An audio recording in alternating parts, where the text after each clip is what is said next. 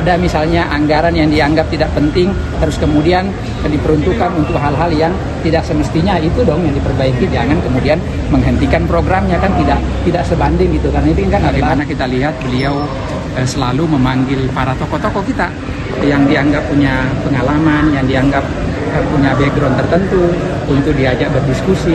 Apakah itu yang sejalan dengan pemerintah maupun tokoh-tokoh yang dianggap kritis terhadap pemerintahan beliau. Contoh terakhir misalnya Pak JK diundang untuk berdiskusi soal ekonomi, sementara kalau kita tahu bahwa Pak JK juga kan adalah bagian tokoh yang kritis terhadap pemerintahan Presiden Prabowo. Artinya Pak Prabowo tidak menutup ruang diskusi, tidak menutup ruang penyampaian pendapat.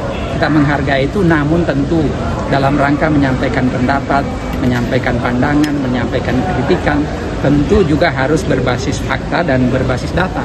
Maka dari itu negara kita juga kan negara demokrasi, juga kan tidak melarang soal penyampaian pendapat, dan ini semua bisa menambah hasanah kita, meningkatkan kualitas demokrasi kita. Ya, terkait soal program MBG, Pak Prabowo kan sudah sangat tegas menginstruksikan kepada kepala BGN yang baru dengan adanya kejadian yang kita anggap bahwa ada tata kelola yang mesti diperbaiki, ya, ada anggaran yang dianggap tidak tepat sasaran, begitupun dengan daya jangkau penerima manfaatnya ada yang dianggap bahwa tidak tepat sasaran. Ini semua kan yang harus diperbaiki, karena program ini adalah program yang sangat bagus, sangat mulia.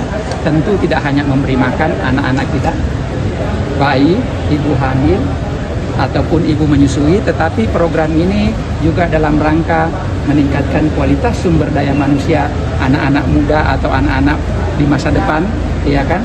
Selain itu juga di sana kalau kita lihat, Pak Prabowo kepengen bahwa program ini juga bisa turut andil dalam rangka untuk meningkatkan baik itu ekonomi di tingkat lokal ataupun menyokong pertumbuhan ekonomi. Karena bayangkan ya, sekarang kan ada 27.000 dapur yang sudah berjalan.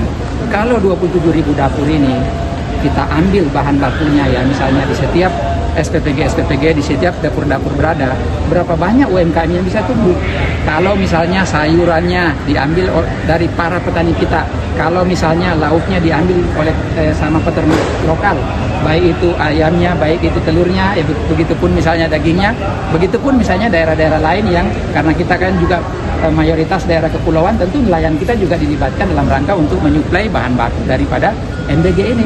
Jadi maka dari itu saya pikir ini adalah program yang sangat bagus, sangat mulia, bahwa ada tata kelola yang mesti diperbaiki, ada penyimpangan yang harus diperbaiki, ya penyimpangannya, tata kelolanya dong yang diperbaiki.